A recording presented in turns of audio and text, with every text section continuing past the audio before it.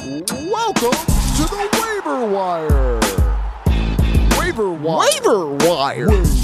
Waiver Wire. Waiver Wire. Waiver. What up? Welcome to the Waiver Wire, where fantasy players become fantasy legends. We are back, baby. I love that, brought to you by DraftKings, that I sounded off with at the end of the last one. I just want to keep reminding DraftKings that I'm here for you. Just give us a call. We're waiting, but hasn't happened just yet. But no, the views have been going way up. Been getting a lot more views lately. A couple of new subscribers. So thank you guys so much. I'm going to try to keep it fast, keep it quick pace, stick to my first down, second down, third down. But first off, I just want to bring up that House of Dragons really needs to get their shit together. I mean, what has happened in these first two episodes?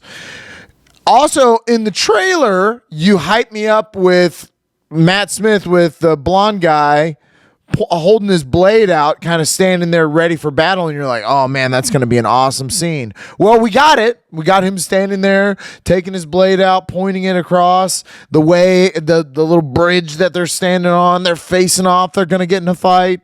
And she pulls up on a dragon, which, by the way, the only things that the dragons have fucking burnt is a mom and a baby that I didn't give a fuck about in the first place. Anyways, then he just gives the egg back. All that, and he just gives the egg back? What the fuck? I mean, I'm like, something better change. No offense to any of the actors in this, but nobody's gotten me yet. There is no Tyrion Lannister. There's no Starks. There's no Jon Snow. There was a lot in Game of Thrones to kind of latch on to. And so far, it's been not that. It has not been something that I have been very impressed with. I think that it's been pretty boring for almost every single episode. Has been pretty damn boring. So both episodes, both episodes have been pretty boring. We got a long way to go, House of Dragons. Get your shit together. I also watched Me Time. That was a complete waste of my time. See what I did there? But that movie was absolutely awful. Do not watch Me Time. Sorry, Kevin Hart. I love you, Kevin Hart. Love Marky Mark. But that was a really, really bad movie. And Tom Brady came back to practice. I just wanted to touch on that real quickly because it's hilarious to me that we even act like this guy needs a preseason or any kind of practice. He could walk up onto any team. What are your guys' plays? What do you call them? Yeah, I know that play. Yeah, okay, I know that play. Yeah, okay, let's do it.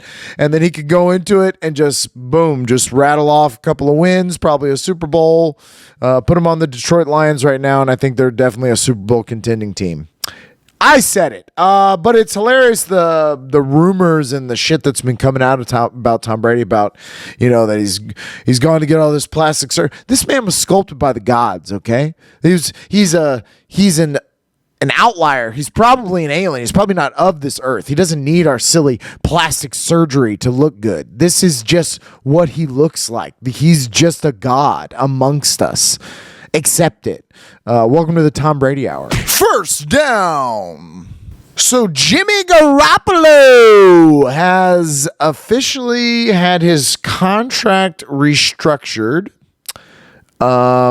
And apparently, it's not confirmed by anyone yet, but it's what the sources on ESPN have said, is that he will be retained through the end of this year, that they're going to keep him at a new $6 million number instead of whatever he was 20-something before. Very interesting. I'm shocked that this happened. It's Jimmy being a good guy, because I don't think he had to do this. So it's definitely Jimmy G taking the high road and being a good employee, a solid San Francisco 49er, because they have all but, they've said, Kyle Shanahan said, this is Trey Lance's team. That Trey Lance will be the one to take over this year, and Jimmy was fully aware of that, and Trey's fully aware of that. And they said all the things he has to say. This is Jimmy G. I mean, look at that. This is Trey Lance's team. But will they keep Jimmy G as a insurance policy in case of an injury or in case Trey Lance doesn't look so good? Now it kind of seems like maybe that is the case. I got to tell you, as I'm going to get to here, coming up in my third down, I had a draft this Sunday. It was a live draft. It was the one that I won with Josh Allen. Josh Allen a couple of years ago got me a win in this random league of these guys I don't even know. But I came in the first year that I played with them and I won. Last year was a bad year for me, as you guys know, and I lost. But this year I'm coming back for that win. I'll tell you my first pick, just to explain why I'm having a little bit of got to calm down a little bit, and that is the Debo Samuel. Mr. Debo Samuel. I'm happy with that. I love that I got him at 10. I wanted to go receiver, and I was cool with that. Jamar Chase. Well, anyways, I'm getting ahead of my downs. That's not how we're going to do this. We're going to talk about Jimmy G first, and the San Francisco 49ers. So it just kind of gives me pause because it's like, man, are we at a point where I should be panicking about the San Francisco 49ers? Is there a chance that this becomes a Jimmy G team again? If it is, it's still not a bad thing for me owning a San Francisco 49er now, because Debo had a great year last year with Jimmy G, and I would assume that would continue over. I still think the Niners are going to be a good team. So I don't know. I'm more on the fence. I'm not going one way or the other yet. I'm still high on Trey Lance. I still think it's going to work. I still think the Niners are going to work. But this is an interesting development. This is definitely a eyebrow-raising, if you smell what the Niners are cooking. The little Rock reference for you. The Rock. But no, I definitely think this is something very strange that has happened that I did not expect. I thought they were going to just cut him. Honestly, I thought they would just cut him, but they did not. They have restructured his deal. It seems like he will stay with the team. I don't know. If I had to guess, I would say if Trey Lance sees any rough waters, if he has a couple of bad games, a couple of bad series, whatever it is, there might be some rumblings of get Jimmy in there, and that's bad. I kind of thought for this kid's sake, they had to get Jimmy out of here because you don't want him looking over his shoulder like this. But he's definitely going to be looking over his shoulder. He's definitely going to be watching behind his back, thinking in the back of his mind, I've got to be perfect. I've got to do my best because I could, it could happen. It could happen. So, Jimmy G, very interesting. We shall keep you on the update. Second down. Wow! The Joe Rogan Experience. I think that was pretty good, actually. If you play that back, you're gonna go, holy shit, he did the monkey and the Joe Rogan thing. So the Joe Rogan Experience had Mr. Aaron Rodgers on it. It was a really good episode, actually. They kind of went into all kinds of things. Joe doesn't know a lot about football, so there wasn't really a lot of that talk, which was interesting. That I still found it very interesting. But they talked a lot about DMT and mushrooms and his whole experience on tripping. But one of the biggest things that he talked about was COVID and the way that Aaron Rodgers was affected by COVID. So it's very interesting because I think in a lot of ways, this will be kind of scary. This would have been kind of a very terrifying thing to do like a year ago. This might have gotten both of them canceled from the way that they talk about COVID. Even now, I'm trying to think about how I should watch my words or whatever else. But I thought it was very telling how much research Aaron Rodgers had done. He did not sound like a novice with this. He did not sound like he sounded really smart with it. He knew a lot of medical technical terms. He met with a lot of doctors. And it's just funny now because, I live in Texas. I live in Houston, Texas. We H-Town. We do not give a fuck about COVID. I do not give a fuck about monkeypox or COVID. That shit is over. Let me live my life. I think, and they talk about a lot too, that you really saw that the people that were affected were the overweight, the obese. It's not a conspiracy to say that, listen, this was something brand new that the government then used to try something out, which was the quarantine, which then led to stimulus checks, which then led to a lot of things that maybe shouldn't have happened in this country. I'm not going to sit here and tell you that COVID wasn't real. It was definitely real. It was a disease. It was an infection that was out there. Not a disease. It was an infection, a virus that was going around, and it would get some people really sick and some people not. If you had health conditions or you were overweight, it would cause you to pass away possibly. And it took lives for sure. That being said, I don't think staying home the way we did helped anything. I don't think that the masks helped anything. I think that we coddled our immune systems. We should have just herd immunity should have been immediately what we tried to do and see actually what would have happened. I'm more and more on the side of we're never going to find out. That really part of the conspiracy where it's like we're never actually going to know. But I do think that something behind the scenes was afoot. Something was the reason that they did this. And I would argue that the government wanted to see what they could get away with.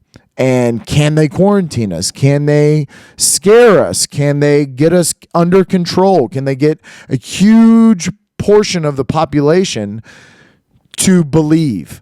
And so I don't know. The Aaron Rodgers and Joe Rogan, two huge names in their fields. Joe Rogan, the GOAT of podcasts and everything else.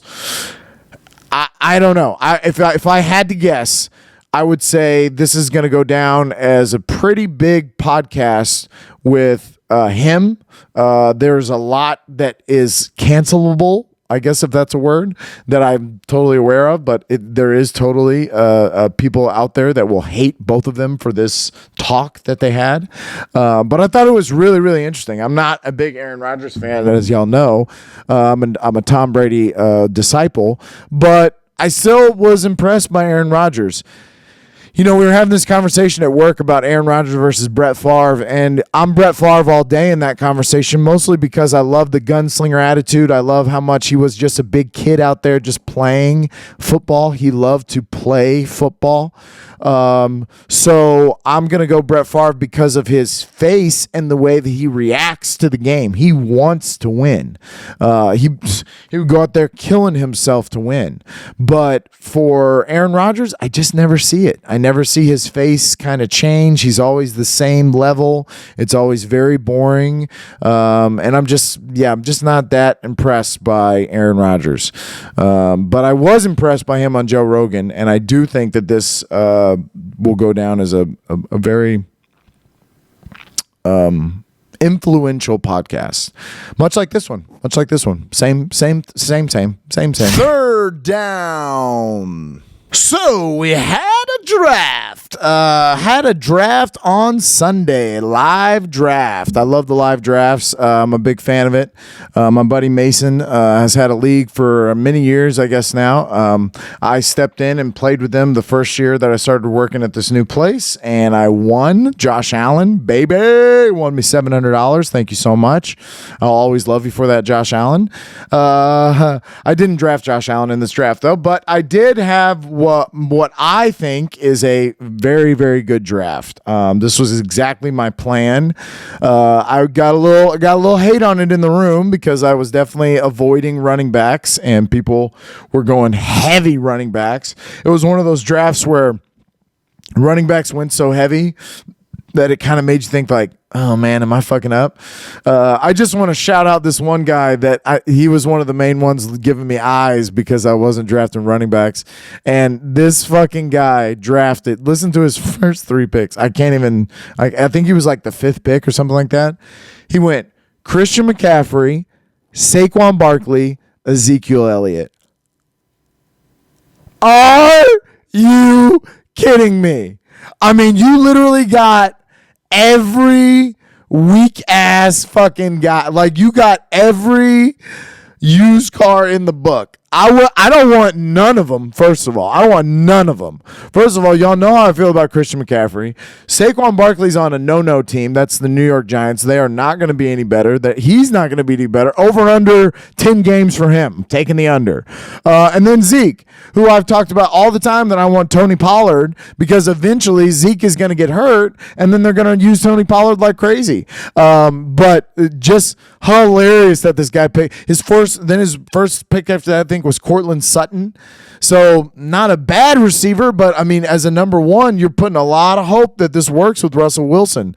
Man, just hilarious. There were a lot of actually really funny, like, what are we doing here? What did you pick? But I don't know these guys, so I don't want to rib on them too much. I definitely want to rib on that guy though, because holy shit. The other guy who was the first pick, he did Jonathan Taylor and then Javonte Williams, and then he picked Josh Allen with his 3rd pick.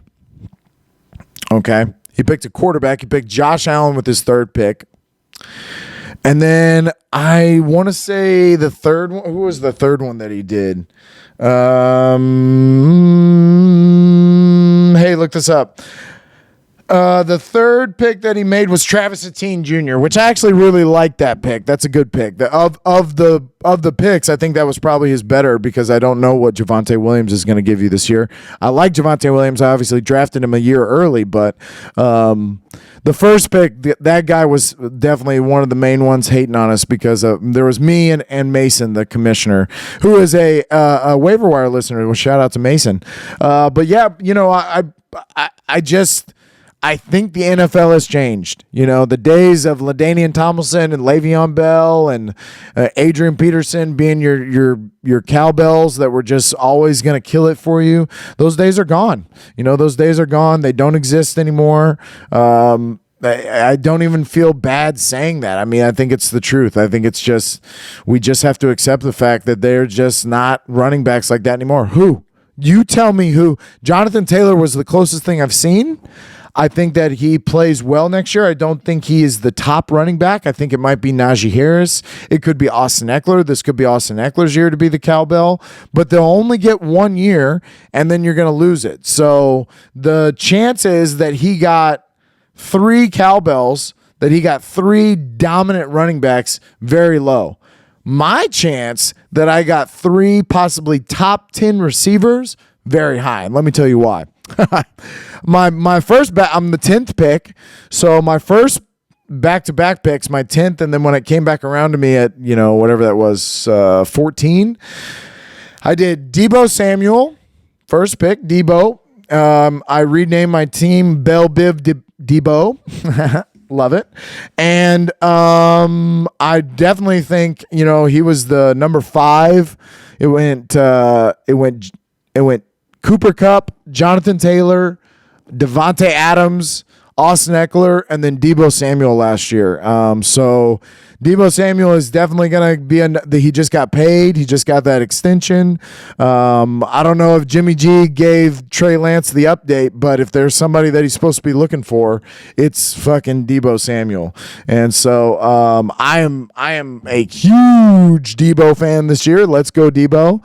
I'm not going to try to repeat drafts when we come up on my draft. I'm not going to try to do the same thing. It's not going to be possible because I'm going to have to pick Cooper Kupp. But I do love Debo, and I'm gonna root for the Niners. I also got Elijah Mitchell, so I'm riding with the Niners this year. So that was kind of my team that I saw. I was doing the Pittsburgh Steelers thing with, where I was picking two, but I'm much higher on the San Francisco 49ers of this year than I was where I thought the Steelers could be last year. I just thought Chase Claypool and Najee Harris last year could get me points. But I believe in the San Francisco 49ers having a good year, even if Trey Lance is not immediately, a Super Bowl contending Trey Lance. I think Debo Samuel and Elijah Mitchell still get touchdowns. They get runs. They get big yards. But yeah, I went Debo Samuel into Tyreek Hill. What? I mean, the rest of the league did not invest. The commissioner Mason, he had the number 3 pick, and he went Justin Jefferson and Keenan Allen, and that's very good. I would say for a tandem of receivers, that's very good, but I don't think it's going to beat mine. I don't think it's going to beat Debo and the Cheetah. So I'm very happy with the first 2 picks that I got. I got 2 potentially top 5 receivers in the first 2 picks. That means that I'm going to have a huge disparity when it comes to the rest of my wide receiver. I basically have a lock. Every single week, I'm a lock on my receivers, whereas some people will be, I don't know, what should I do here? Should I play him or play him? Who should I put in my flex? Now I'm just thinking about what do I do at my flex where I have, let me tell you, my 3rd pick, when it came back to me, Darren Waller. The Travis Kelce and Mark Andrews had already been picked. So I think Kyle Pitts had been picked as well. I think he got picked earlier in the round. So now it was just Darren Waller and George Kittle left. I'm cool with George Kittle or Darren Waller. I didn't want to be George Kittle and Debo Samuel. That makes me totally reliant on the Niners. And I knew that Elijah Mitchell could be a possibility later. So I had to go for Darren Waller because I didn't have any other Raiders. And I've been preaching on, I do think that Devonte Adams opens up the field for him. I think this is a much better year for him. I'm very excited about Darren Waller. And I'm happy that I did in my 3rd pick because right after that went George Kittle. And then not too long after that, people started Dalton Schultz and Dawson Knox and all the rest. And so the rest of the TJ Hawkinson, the rest of the tight ends kind of went after that. And I wouldn't have been happy after that. The drop off for the tight end is severe. And, you don't want some of those guys. However, I did get a really cool backup in the 11th round, which I can't believe. So the 3rd round, I did Darren Waller. The 4th round, when it came back around, everybody's like, this has got to be running back time. At the time, on the board was J.K. Dobbins. David Montgomery was taken right before me. Let me see. I'll bring it up here. So David Montgomery was taken right before I went. J.K. Dobbins and Travis Sateen Jr. I could have done Travis Sateen Jr. Clyde Edwards-Helaire, Josh Jacobs. Those were the guys that were out there ahead of me. Cam Akers was still actually randomly out there too, but I paused on Cam Akers because I had this feeling that the Darrell Henderson and him, the injuries that have been there, I just paused on it, and I'm not mad that I did. I got 2 running backs that I really wanted, but at my number 4 pick, long story short, Darren Waller was my 3rd, and then the 4th round, I did Michael Pittman Jr. There were a lot of guys that were out there still. There were a lot of receivers that were out there still. I could have done Mike Williams. I thought about Mike Williams real close. I could have done Allen Robinson III, Terry McLaurin, Jalen Waddle. I didn't want to do Jalen Waddle because I have Tyreek Hill, obviously. So it was kind of one of those things where I thought, you know what? I believe that Pittman, first of all, Pittman had a good year last year with Carson Wentz. There's no reason to believe that it shouldn't be better with Matt Ryan. So I got Michael Pittman Jr. Now that makes me a potential lock at all of my 2 receivers, my tight end, and my flex. My flex could be Michael Pittman Jr. every week. It really could. And on bye weeks, I can rotate them out and be fine on wide receivers. I locked up my wide receiver position. Whereas some of these other teams, including let's go. I want to bring up this. I got to bring up this fucking guy's team because it is so bad. Oh yeah, here we go. Christian McCaffrey, Saquon Barkley, Ezekiel Elliott. Worst 3 picks that there could have ever been. It's shocking to me that you would hitch your wagon to such a terrible wagon. Cortland Sutton was his next pick. Allen Robinson the second, and Deontay Johnson is who he went after that. The next three receivers. Okay.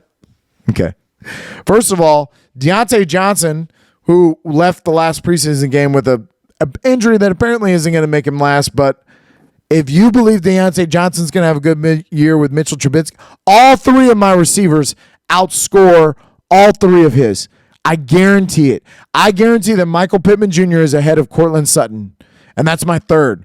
Debo Samuel and Tyreek Hill will be a top 5, but Michael Pittman Jr. will be ahead of his number 1 receiver. I guarantee it. Then he went Russell Wilson. Okay. His tight end is Cole Kmet of the Chicago Bears. Chris Olave I actually like. He got him off the Saints. He got Ken Walker III off the illustrious Seattle Seahawks. They're going to be a really good team. Jahan Dotson on the dominant Washington Commanders. Khalil Herbert on the dominant Chicago Bears. KJ Osborne on the Minnesota Vikings, which I'm not so sure that that's going to be a big one this year, but that's actually not a bad sleeper pick. His last pick, David Njoku. And then he got the Indianapolis Colts defense. I hate that. That's actually really good. And Greg Joseph of the Minnesota Vikings for a kicker. Whatever. Hilarious. Your team is terrible, John. If you watch this show, please comment below and tell the people where they can attack you for being terrible at fantasy football. After that, quick burn.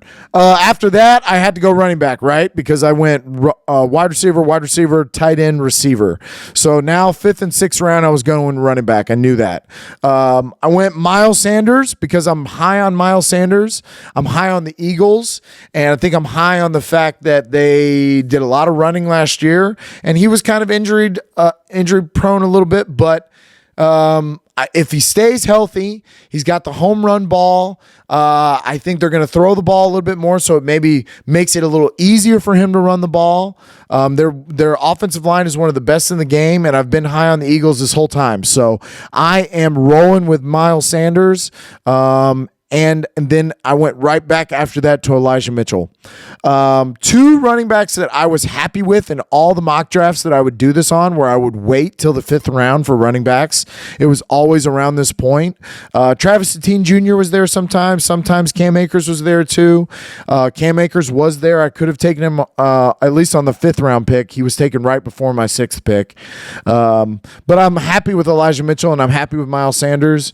I'm going to need one of them to come up big, because the truth is I did wait on running back. So my running back positions might struggle where my receivers could be killing it for me. I'm hoping that gets me some wins. But yeah, I went Miles Sanders and Elijah Mitchell. Come back to the 7th round. I went Devonte Smith. I can't believe he was there at this point. He was definitely the highest ranked whenever I picked him of receivers that was left. I'm super thrilled about it because I think he's going to have a great year. This is Heisman Trophy winner Devonte Smith. I love it too in the room when you pick somebody and people go, Who's Devonte Smith? Huh? What? All right. Oh, okay. You don't watch football. Okay, cool. Awesome. I cannot wait to take your money. So the 7th round, I did Devonte Smith. Now quarterbacks have been taken. Trey Lance is still there. Now, I have Elijah Mitchell and Debo Samuel. So in my mind, if I pick Trey Lance, I'm all but just guaranteeing also, right before Devonte Smith, right before I picked Devonte Smith, the pick before me was Tom Brady. I would have done Tom Brady at the 7th pick because I don't have a Buccaneer. Y'all know that I Mr. Brady. So I was all about that. But I went Devonte Smith because Tom Brady was taken before me. And then I knew that nobody was going to do it because the last 2 picks, the 11th and 12th pick, had already picked a quarterback. So when it was coming back, I was like, it's cool. I'll be able to get Joe Burrow. I can risk it. I got to get Devonte Smith so these guys don't pick him up because he definitely was the highest ranked receiver. So I think I did a really smart move because I picked Devonte Smith. I got another receiver. He's on my bench right now. He's my first bench player is Devonte Smith. That's awesome. He's probably a starter in most leagues. And then with my 8th pick, I got my quarterback. I got my guy. Swaggy Joey. Joe Burrow, man. Y'all know how big I am on Joe Burrow. Y'all know how big I am on the Bengals. I wanted Jamar Chase so bad. Who was taken right before me, by the way. And the 9th pick, I had the 10th pick. 9th pick, Jamar Chase. Fuck! But yeah, I got his guy. I got Joe Burrow. I think it's going to be a great year for him. I think fantasy-wise, he's probably not number 1, but I think he's in the top 5, and I think that's all I need out of that quarterback position. I'm super thrilled with getting Joe Burrow. That was especially in the 8th round. That's awesome. And the drop-off happens after that. I think Dak Prescott was still there, but I didn't want Dak. I think Derek Carr was there. Kirk Cousins was there for sure because I got Kirk Cousins in the 14th round. But yeah, I took Joe Burrow in the 8th round. Now it's time for my rookie flyers. I've been high on both of these guys. I've been talking about them. The 9th pick, I did James Cook. I got James Cook. And it was very exciting for me. I got the running back that I wanted off the Buffalo Bills. I think Devin Singletary, if he doesn't get injured, he's going to hit a point where it's like, okay, listen, we've tried this with Devin for a really long time. Let's bring in this rookie from Georgia who is very good at catching the ball and running. Let's just give him a try. And I think James Cook, not early on, I'm definitely not starting him. He'll be on my bench. But James Cook later on in this season is going to be my godsend. I'm holding on to him for the whole year. I'm not going to drop either one of these guys no matter what. I'm not dropping anybody for the first 4 weeks. I'll tell you that much. 4 weeks, I'm holding on to every single player because last year, Mike Gesicki, who I lost. But Sky Moore was my 10th pick. I got James Cook and then Sky Moore, 2 rookies that I've been very high on. James Cook out of Georgia and Sky Moore Central. I don't actually know where Sky Moore went to college. Doesn't matter because his combines look great. He definitely was drafted to kind of be that new Tyreek Hill position, that small, really fast, quick. I see Patrick Mahomes finding him in a lot of dump-off routes where Sky Moore is going to be in the slot just kind of getting open. I'm not dropping him. I think early on it might not be great, but later on it could be a monster pick for me. He might be trade bait. I don't want to tell the rest of that league this, but if he starts off killing it, I might try to steal a running back from one of these teams that focus so hard on running backs at the beginning that they have 3 what they would consider good running backs. Before injuries take a hit on all the running backs, I need to try to go steal one of these running backs from these teams. So, in the 11th pick, so I'm happy with both of those. I reached for them. I know 9th and 10th round is probably higher than what most people would take those guys, but I feel good about both of those rookies, and I've wanted them, so I didn't want to let them go and go, God damn, I knew they were going to be good. And as my 3rd running back, James Cook is probably not going to make a lot right away. His points per game are probably going to be low. It's probably going to seem like a bad pick. I'm going to hold it. I'm going to cherish it, and I'm going to polish that diamond in the rough until that coal turns into a diamond. Is that how it works? In the 11th round, I went Mike Gesicki. Man, I can't believe it. Everybody seemed to have picked a tight end at that point. That guy picked Cole Kmet over Mike Gesicki. Explain that to me. But Mike Gesicki last year was awesome for me, and I dropped him after week 1 because he put up a 0. He put up a 0 in week 1. I said, fuck it, I'm out of here. But he ended up being a awesome story of why you should hold on to things. That's the only reason he was awesome for me. He did great for Sam Demler's team, but not for mine. But I will hold on to you this year, Mike Gesicki. I'm not letting go. I'll pull you up on the raft with me, not like that bitch. I'll let you live with me, Jack. And I'm not going to let him go. I think Mike Gesicki, I have Darren Waller, who I'm very happy with at tight end, but let's say that things aren't looking great. I have a solid backup, whereas the backups out there on the waiver wire, terrible. The best is like Tyler Higbee, and that's not bad, but it's not a great backup. Then I went Raheem Mostert. I went 2 Miami Dolphins with the 11 and 12 round picks. Raheem Mostert. I don't know. I know there's other pieces in Miami. I know it's a committee. But who knows? Maybe they value his veteran leadership. Maybe they value his hard running, and he gets some good looks. And he's He's who we saw in San Francisco, but who is also a very good running back that can score some red zone touchdowns. I need help because I'm going to need one of these running backs to come through.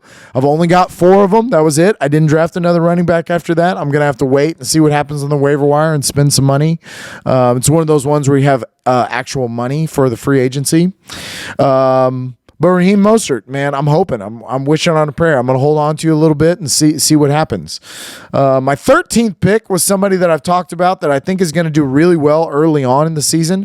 Another good trade bait one that I'm going to definitely watch because for the first 6 games, no DeAndre Hopkins. I think Rondale Moore could have some really good games. With no Christian Kirk on that team and, Marquise Brown will kind of be the number 1 spot you're assuming. Rondale Moore could be that number 2/slot receiver spot, and I'm real high on that. I don't think AJ Green is anything to worry about, and I think Rondale Moore is going to be a security blanket for Kyler Murray. So I think he could start off real hot, and it could be another thing that I use as a trade bait for a running back.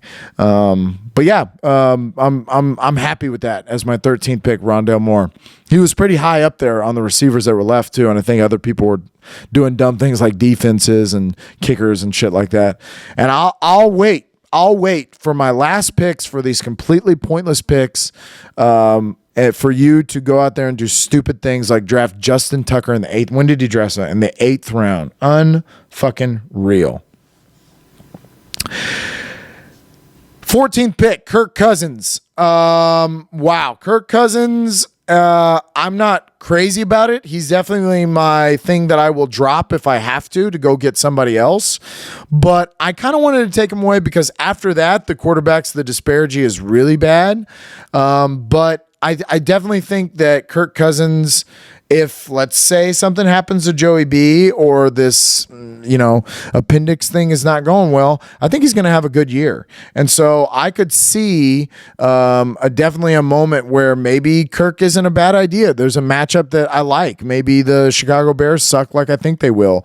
And there's a couple of home games or there's a Minnesota Viking home game that maybe I want to ride with Kirk on. So I don't know. We'll see. But I feel good about it. And I like my picks. My last 15 and 16 pick, again, irrelevant. I picked the Los Angeles Chargers defense and Jake Elliott as my kicker. Who gives a fuck about the kicker? But the Chargers defense I actually like. Their first game is against the Raiders. So Kirk might be getting cut already because I think I might just pick up a streaming defense and start that week 1. But I'm going to hold on to the Chargers defense because I have a good feeling about them. I think that they are a top defense. I think they're going to play really well. So happy about the Los Angeles Chargers. Happy about my draft. Killed it. I'm definitely going to win. ESPN has me ranked 12 out of 12 because I think that they value the running back position a lot. I like again that I'm down there. It gives me pause. Last year they were pretty dead on about how bad I was going to be. I hope they're not dead on this year.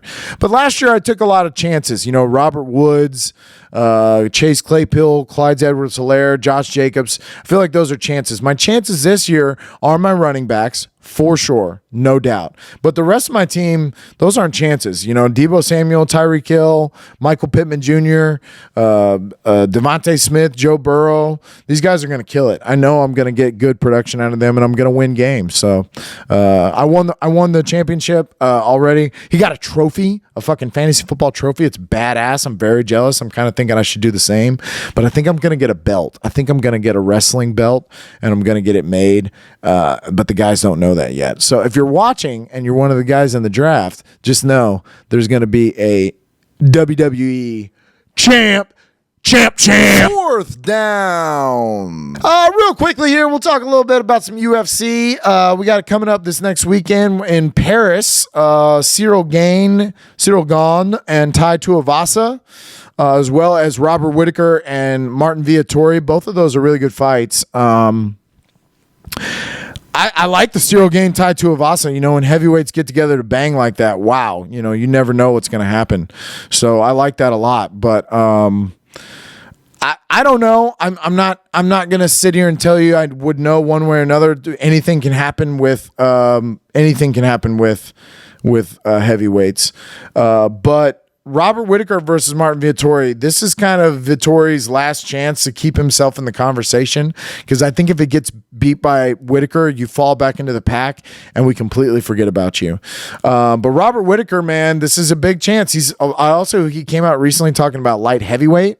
That's kind of bizarre. But I would put my money on Robert Whittaker. And I would put my money actually on Tai Tuivasa. I know Cyril Gane is very technical and he's a good boxer, but Ty's kind of riding this wave right now. I think he's won like 6 in a row. And I like Ty. I like Tai Tuivasa in this fight. I don't know what the Vegas odds are. DraftKings, get at me, give me the odds. But I would go with Ty, and I would go with the Aussies. I would go with Ty and Robert Whittaker with the Australians. Yeah. But man, still riding that wave off that Leon Edwards head kick, boy. That is the best fucking little clip that you will ever watch, is just him landing that flush head kick, the post-fight interview, jumping over the cage and slapping Dana White's hand, telling him fucking this is my shit. Unbelievable. Kamaru has come out and said, champs fuck up, and I know he's going to come back stronger than ever. I have really fear for Leon in the rematch. I don't think that he wins. I know that's me just judging, but but man, this fight also, it caused 2 lives to change kind of drastically. Now, Colby Covington already can't really get a rematch, because why do this again, but for Kamaru Usman, he's got to fight Leon Edwards again. He might have to fight him again after that, especially, let's say that it's another freak thing happens and Kamaru loses to Leon again. Well, now we have no choice. We got to see this again. We need these guys to fight 5 times. And if Kamaru wins with a unanimous decision, or he beats the shit out of Leon Edwards, well, now it's the rubber match, because now we're 1-1. Leon knocked you out with a head kick. Now I kind of want to see this again. Now I need to see more. So very interesting. Very interesting, the fact that Leon Edwards has changed that division in one head kick. He's changed his life in one head kick. He changed Kamaru Usman's life in one head kick. He took away from him what he was so close to achieving, to be, I don't think he gets to surpass Anderson Silva now. I'm a big Anderson Silva fan, and I love Kamaru Usman. I think Kamaru Usman has been obviously so fucking dominant. But yeah, man, I don't know. I don't know if he's ahead of Anderson Silva. I don't think I can say that. I'd put him ahead of GSP. I think he beat better guys in a more competitive era than GSP did, and GSP is not that long ago, so that's saying a lot. But Anderson Silva, man, the front kick in Vitor Belfort's face will always be one of the fucking best things I've ever seen in my life. It was unbelievable. The way he moved, the way he toyed with guys. I don't think he, and now he still holds the title defense record. He's still at 16. If Jon Jones hadn't left light heavyweight, he could have beat that for sure, but because I don't think people beat him at light heavyweight. But the other guy that affected his life completely was Kumzit. Kumzit is now in a terrible situation where he was next up. If he beats Nate Diaz, when he beats the fuck out of Nate Diaz, he will automatically get this title shot, right? That's what we thought. But now he's got to wait for this rematch / possible trilogy / quintilogy. I mean, he's got to wait for this to end. And I know he can sneak his way in there. He probably will at some point, just off of guys not wanting to rest and be out for a long time. But man, this sucks for Kumzit. When he saw that head kick, he was like, fuck! That's not what I needed to happen. But he also is going to sacrifice Nate Diaz coming up very soon at 279.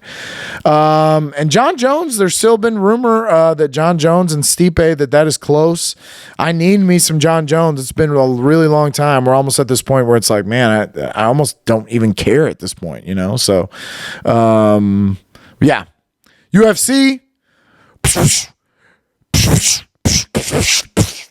I don't know if the noises help you, but they help me.